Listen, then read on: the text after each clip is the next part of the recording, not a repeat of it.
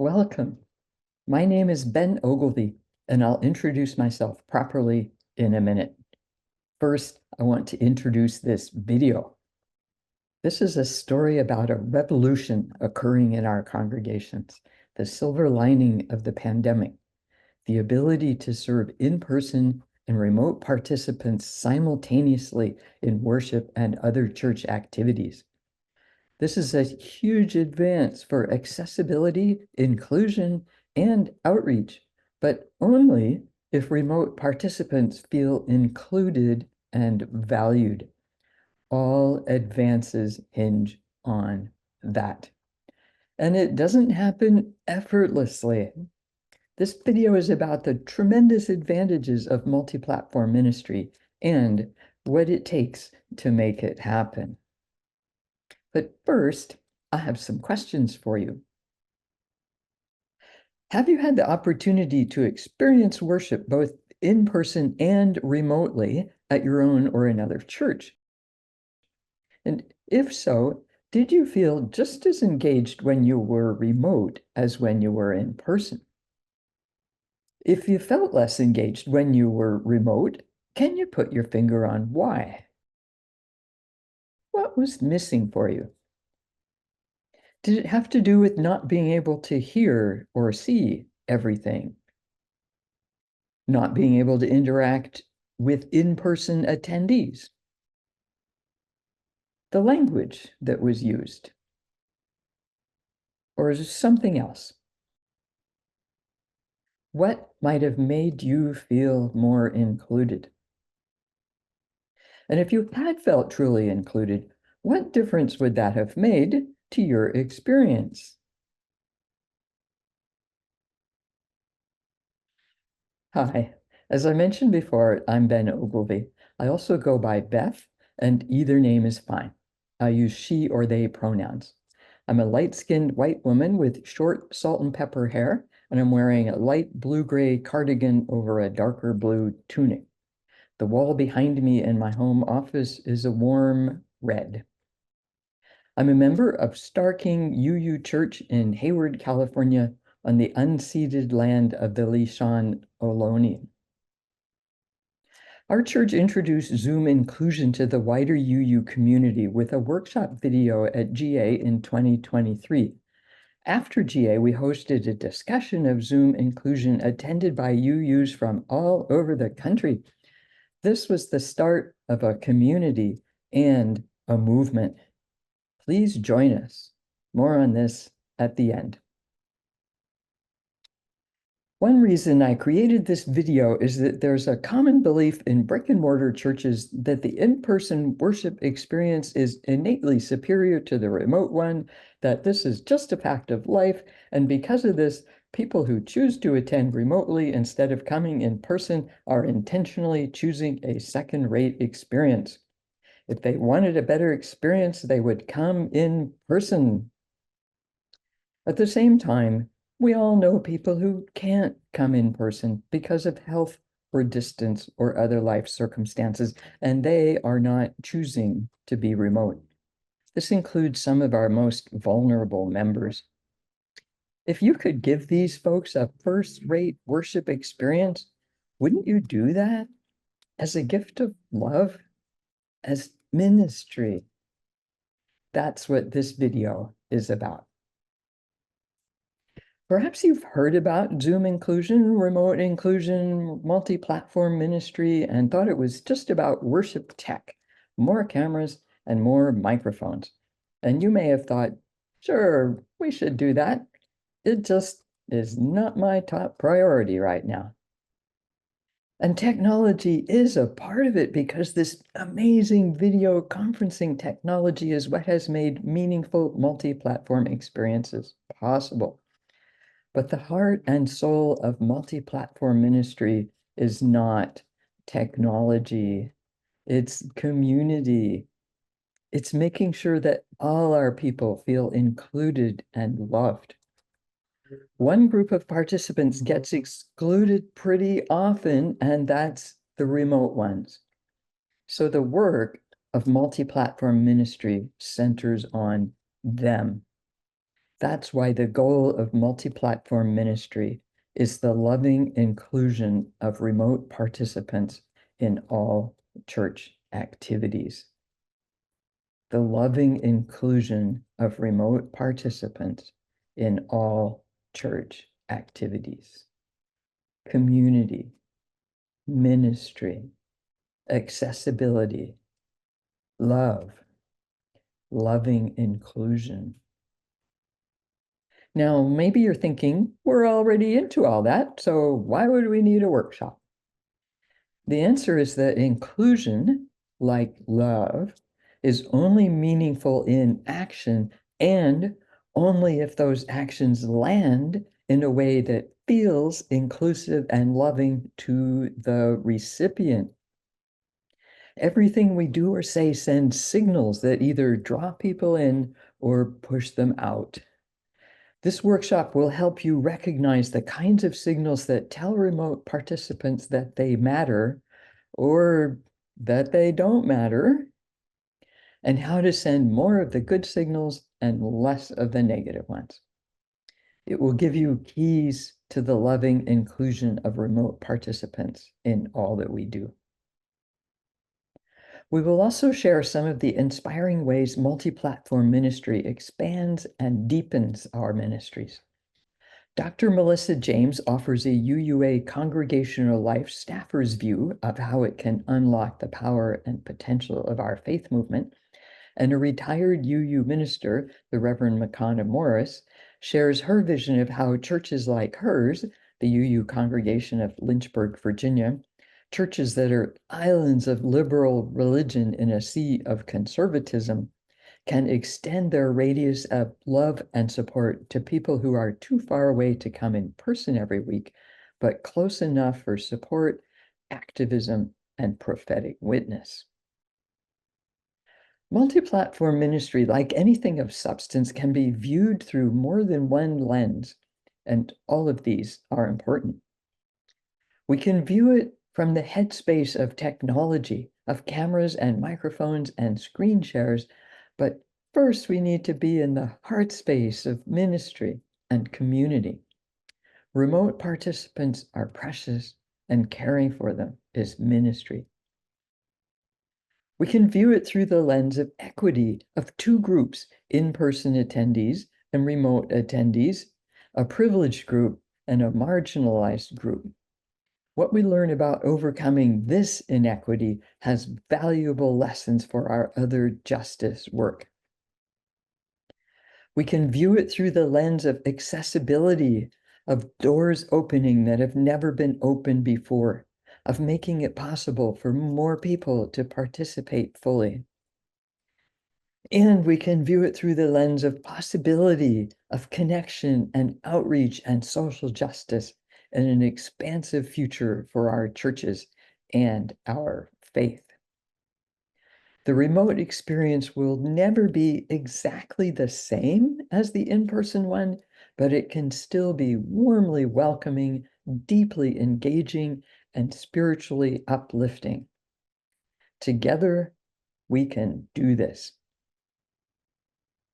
Next, we'll hear from Dr. James about why she believes multi-platform ministry is essential to the future of our faith. Hello, my name is Melissa James. I'm a light-skinned white woman with brown, curly, shoulder-length hair. I use she, her pronouns, and I'm wearing a red and black shirt and sitting in front of a blurred-out white background. I'm on the congregational life staff of the Pacific Western region of the Unitarian Universalist Association, and I'm here to talk about why I'm excited about multi-platform ministry. Multi-platform ministry is an essential aspect of what it means to be Unitarian Universalist communities today. There are 4 key reasons I believe this: creating community, accessibility, opening up potential, and meeting the moment. So first of all, creating community is at the core of what Unitarian Universalist congregations offer in a world where people are disconnected, looking for places of belonging, looking for places of rootedness. Throughout the pandemic, we quickly learned that creating community is not limited to when we get together in person. We learned to create community online and across platforms. Today, we have the continued challenge of figuring out how we build community when some are present with us in person and others are online or remote. One of the reasons multi-platform ministry is central to building community is that our lives have changed. And multi-platform ministry allows us to meet people where they're at and keep them included and bring them in to be fully a part of our congregations. There are many stories of congregations and fellowships no longer being restricted to a geographic area, but having members in different states or even different countries that have come to be a part of the community because the community we offer is life-giving and valuable. Doing multi-platform ministry will allow all to be truly a part of this community, whether they are in person or experiencing the community from a distance. The second reason I think multi-platform ministry is so important has to do with accessibility. Multi-platform ministry allows us to take accessibility to a level that we've been striving to get to for a very long time. It offers ways for us to meet needs that we've wanted to meet and perhaps weren't able to provide visual descriptions, to provide access when leaving the house or leaving wherever you are isn't even possible, to give people multiple ways to enter into what we are doing as a communal life. I've seen this work for congregations in many ways. People of a wide variety of abilities finally feeling like they are fully a part of the community. Members and friends and visitors who wouldn't be able to participate in things like evening meetings or evening programs, being able to truly be a part of the leadership and the programs of the community. Third, I'm excited about multi-platform ministry done really well because it creates so much potential for what ministry can look like. There's so much potential in thinking about what we can be as a movement that is not limited by our buildings, not limited to what physical access we have. The potential for growing community and growing partnerships is vast. We can think creatively about what collaboration is truly possible across platforms. We can think creatively about how we share resources. Finally, multi-platform ministry is important now because it's our way to meet the moment. The way people engage with congregations and fellowships, with organized religion in general, is changing. This is not new. People have been talking about this for a long time. What we see today is that how often people want to engage and how people want to engage with each other has changed. And more people's lives are actually multi-platform. And so for us to continue to think about what the future of Unitarian Universalism is, what the future of community is, how we can expand that as far as possible, means being able to do multi-platform ministry well and creatively. Multi-platform ministry helps us build the muscles of being able to think creatively about what it means to be a community, to think creatively about how we make sure that everyone has full access to that community, and to think creatively about what church looks like, what our movement looks like now and into the future. Thank you, Dr. James. And now Reverend Morris will share her vision of what church could look like with a vibrant multi-platform ministry. Hello, I am Reverend Makana Morris, a light-skinned white woman with short white hair, wearing a light turquoise turtleneck with a teal and blue scarf. I'm sitting in front of a painting of ocean life off the coast of Kauai, Hawaii. I'm a retired UU minister living near Lynchburg, Virginia. In my previous ministries and congregations and on the UUA staff, one of my passions has been to find ways to expand our UU outreach and inclusion in ever-widening circles.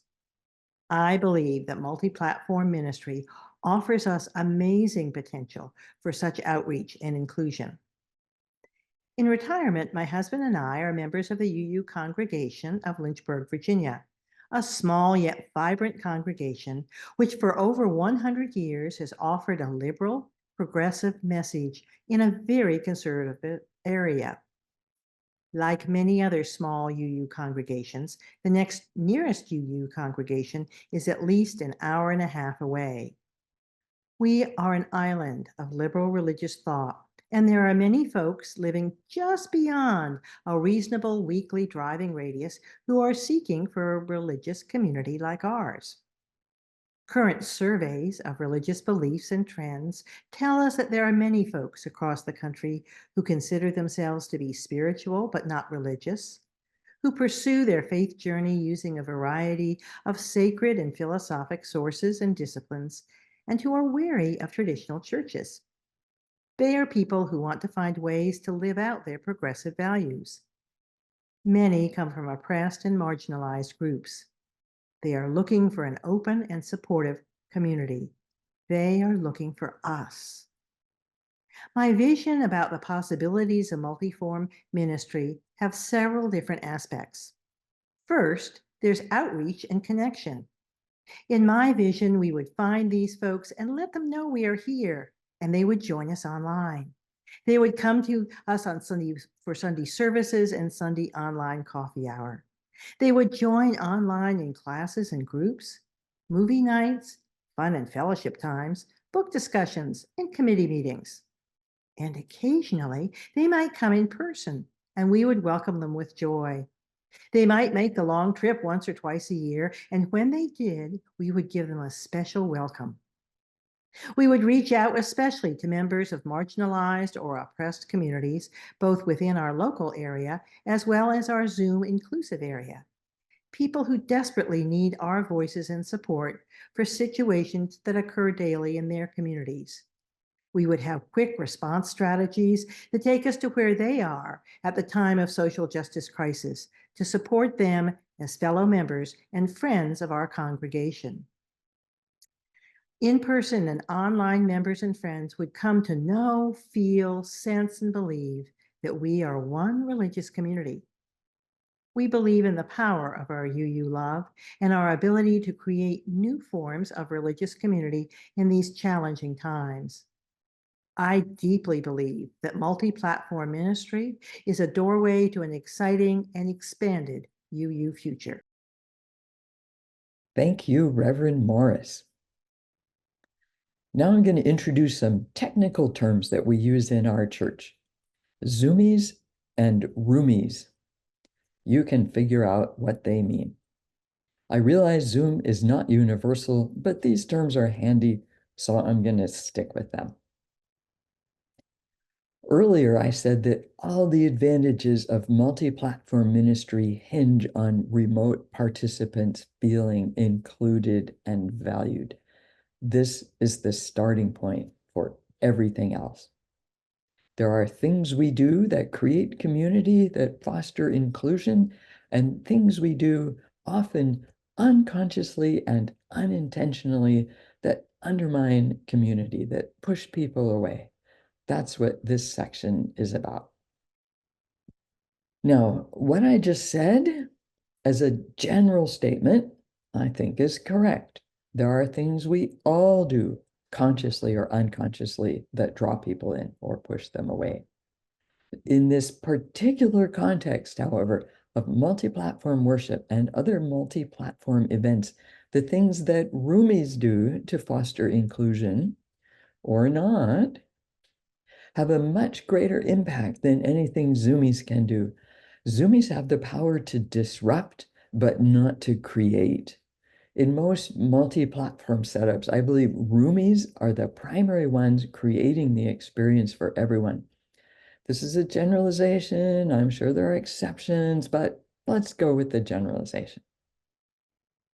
So in this context, when I say there are things we do that create community and things we do often unconsciously that undermine community and push people away, the we is primarily roomies.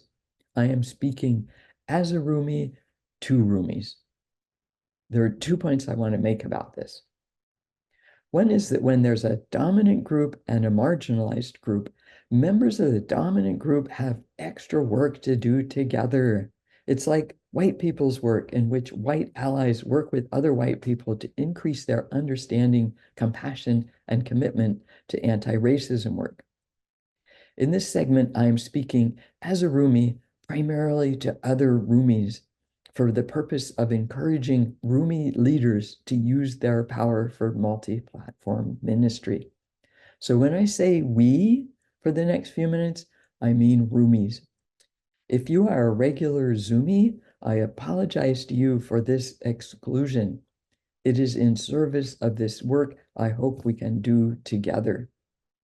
If I miss something important or screw it up somehow, please contact me. My contact info is in the handout. My other point here is that it's always important to know who the we is. It really can mean everyone, or we can unknowingly be picturing some smaller group. How often do white people say we, thinking we're talking about all of humanity, when actually we're just picturing white people? Pseudo-generic terms can be booby traps that get you when your guard is down.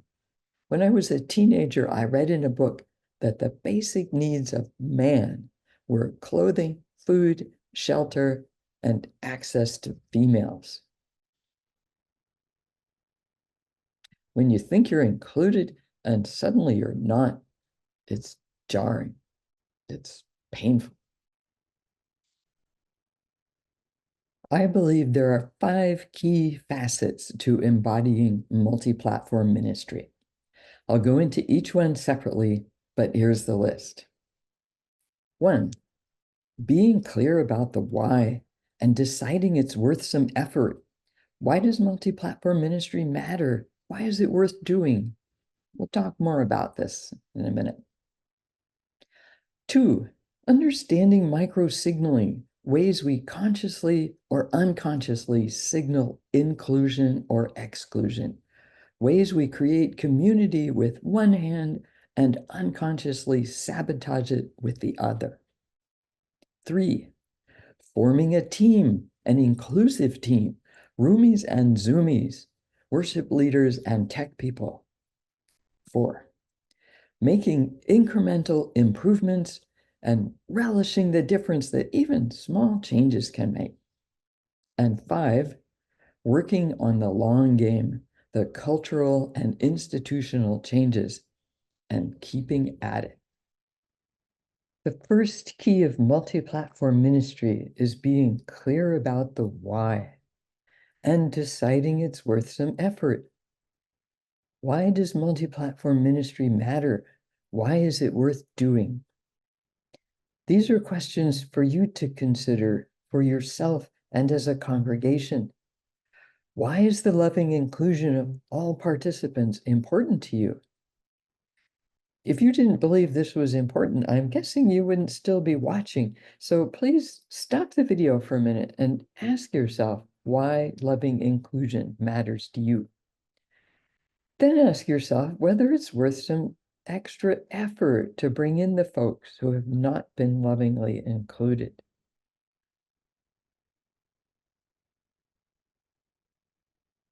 Your why might have to do with love and community, or ministry, or accessibility, or caring for our most vulnerable. All of those are good. The why for me is that remote participants are precious and caring for them is ministry. Their presence is a blessing and the church would be diminished without them. Also, we can open our doors wider and welcome more people in. Now, did you decide it's worth some effort? There is some work involved. We're not born knowing how to be inclusive to everyone in the world. For each group we want to include, we need to learn about them, be in dialogue with them, and broaden our culture and our practices to be welcoming and supportive.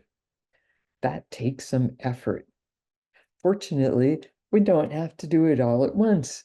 We can make small incremental changes that will have an impact quickly. Now you're clear on the why, let's talk about what works and what doesn't, starting with how we can get in our own way. The next facet of multi-platform ministry is understanding micro-signaling, the ways we consciously or unconsciously signal inclusion or exclusion, ways we create community on the one hand and sabotage ourselves on the other.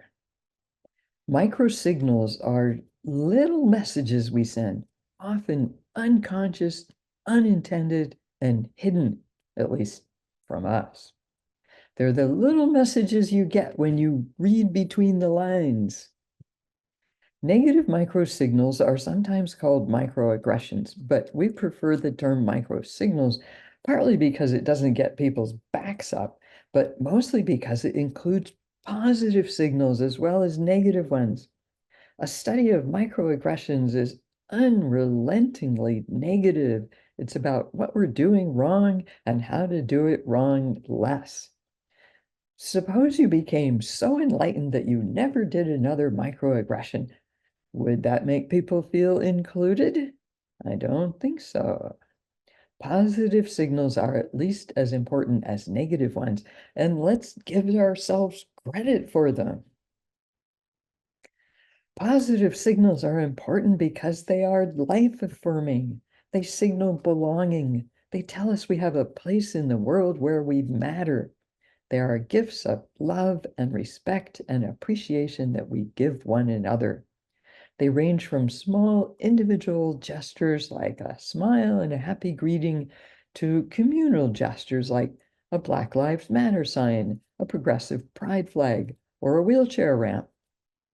We need to understand them so we can do more of them. Here's an important point. How any message lands depends on the life circumstances of the receiver. For example, picture a church visitor card with spaces labeled husband and wife. What signals does that send? I'm sure it lands on some people in a very positive and inclusive way, but as a doubly queer person, I'd be out of there so fast there'd be a vacuum behind me.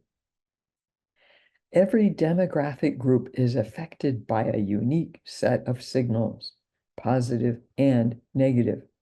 This is why we can't just say we want to be inclusive and expect to be successful. We need to say who we want to include and then do the work.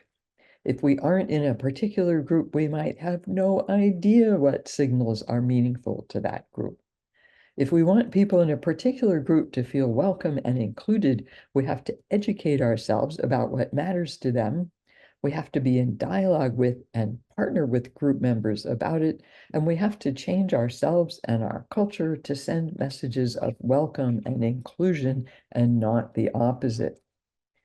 Part of multi-platform ministry is about caring for the remote participants we have now, and part of it is preparing for the ones who are yet to come. As consultant and life coach Dr. Crystal Jones says, there's a world of difference between the generic, all are welcome here, and we created this with you in mind. We need to find out what matters to people and create it as best we can, humbly, with love. Negative microsignals are important because they send messages like, you're invisible or you don't matter, that undermine our values and goals and have consequences like pushing people out. We say we want to be inclusive, but on this other channel, this read between the lines channel, we unknowingly send messages that contradict it. This can be confusing for people, and ultimately it's hurtful. The fact that we do this unwittingly doesn't make us bad people, it makes us human. At the same time, if we don't care that we're doing it, or don't make an effort to do it less, that says something about us. Is that who we are? Who we want to be? I say no. We can do better than that. We are better than that. Pick someone you think is vulnerable. Do you have someone in mind? Now imagine yourself saying to this person, we don't care about you. We don't care if you have a good experience at church or not. Frankly, you just aren't very important to us. Imagine yourself saying that. How do you feel? If imagining this breaks your heart, stay with me.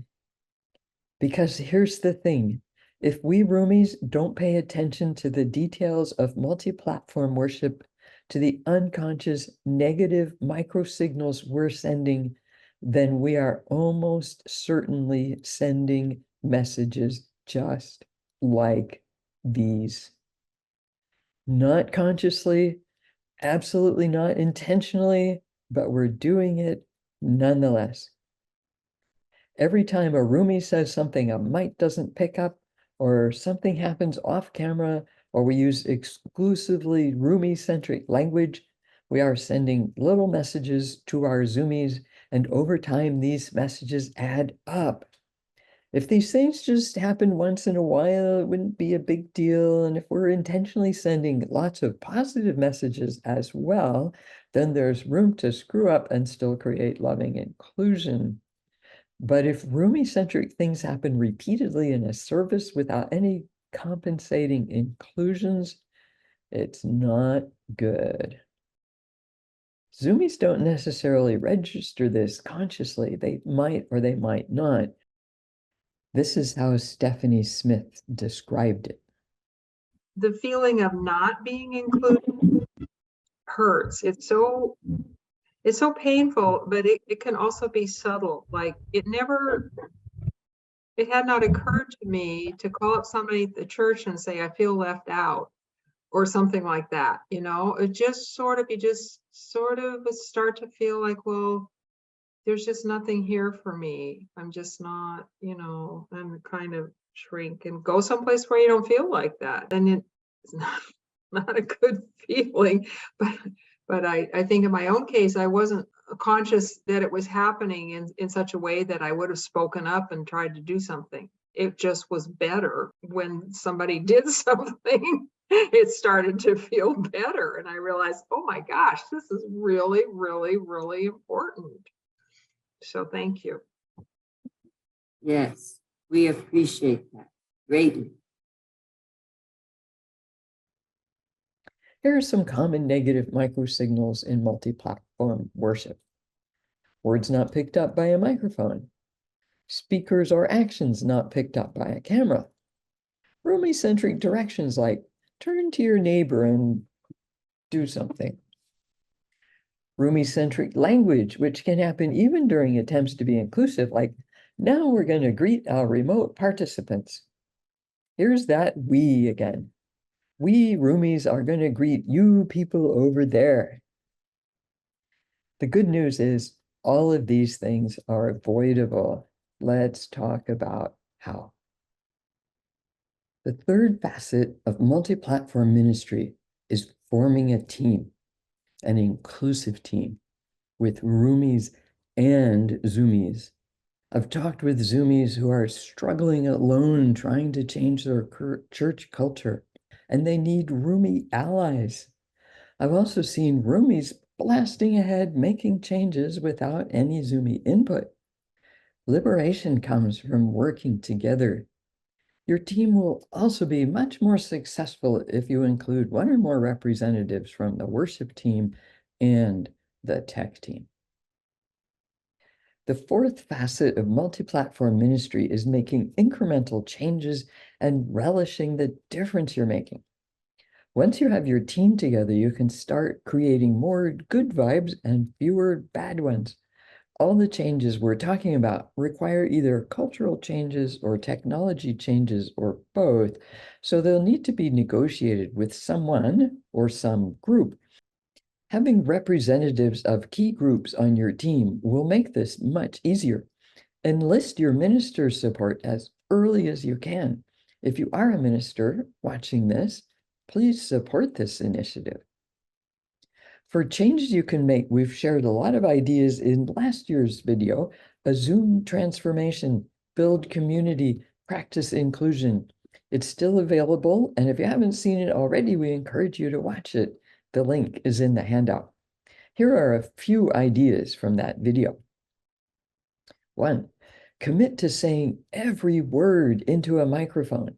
Authorize participants to intervene when someone forgets, which will probably happen often, to say, wait for the microphone. And when you get it, please start over. 2, Add Zoom inclusive elements to your worship script. The initial welcome, the invitation to visitors to introduce themselves, joys and sorrows, and so on. Just for example, we light 2 chalices, one in the physical sanctuary and one in the Zoom sanctuary, to show that the Zoom space is just as sacred as the physical space. 3, have a greeter for your remote attendees, just like you do for in-person attendees. 4, arrange ways for Zoomies to see Roomies and vice versa, and to interact. We've added what we call the faces camera in the front so Zoomies can see who's in the room, and we put the Zoomies on the big screen in gallery view several times during the service so Roomies can see them. We wave a cheery greeting to each other at the start and end of the service. We call it the wave. Here's what it looks like in our church.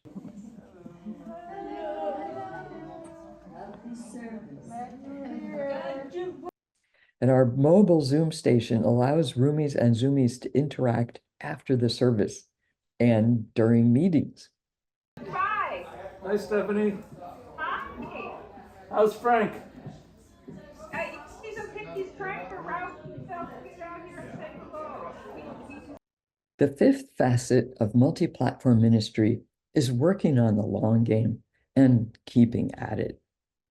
While you're making incremental improvements and people are seeing the difference it makes, start spreading the word and gathering support. Recruit the minister if you haven't already, the entire worship team, the tech team, your governing board. Get a church policy approved. Get the worship script changed. Promote the attitude that remote participants are just as important as in-person ones, and we include everyone because we care about everyone. Once you get pretty good at it, and this will be determined by your Zoomies, then the amount of effort drops way down because you'll have institutionalized the changes and developed cultural habits of inclusion. But backsliding can happen so easily, plus there's always room for improvement, so regular assessment and feedback is essential. Okay, wrapping up. Let's just recap a few of the whys of multi-platform ministry, the loving inclusion of remote participants in all church activities. Remote participants are precious. Our communities would be diminished without them. We don't want them to leave, and we want to treat them lovingly. This is who we are. Caring for our remote participants is ministry. It's inclusion, pastoral care, prophetic witness, caring for some of our most vulnerable members, reaching out to members of marginalized communities in our Zoom inclusive zone. Multi-platform ministry allows more people to come to the table, enabling full participation for many who couldn't before because of health, distance, or accessibility. And this is our way to meet the moment, a doorway to an expansive new vision of community, church, and Unitarian Universalism.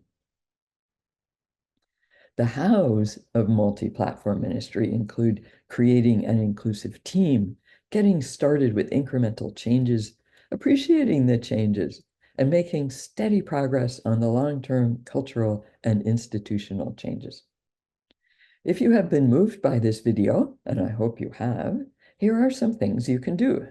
One is you can watch our video from GA 2023, a Zoom transformation, build community, practice inclusion. It shows what we did, things you can do too, and the impact it had and continues to have on our church community. It's still available. Anyone can watch it, and the link is in the handout. It's a good video to use with your membership committee, worship committee, or governing board. Another thing you can do is evaluate where your church is on multi-platform ministry. Our startup kit can help with this. Identify opportunities. Get started. The handout has the link. The third thing you can do is learn more about microsignaling. That's our second handout. That's worth a whole conversation in itself. And last, Please join our community. We can help. We're a learning community. We have regular monthly meetups, and we have a Google group for communication. If you're accessing this during GA through Whova, please get our handouts. The main one has a lot of useful links, including the link to our Google group. If you're watching this after GA with the Vimeo link, the Vimeo description has the important links. Feel free to send questions and feedback to me, Ben Ogilvy, at Zig, Z-I-G, like Zoom Inclusion Group, at star with 2 R's, king.org. Thank you.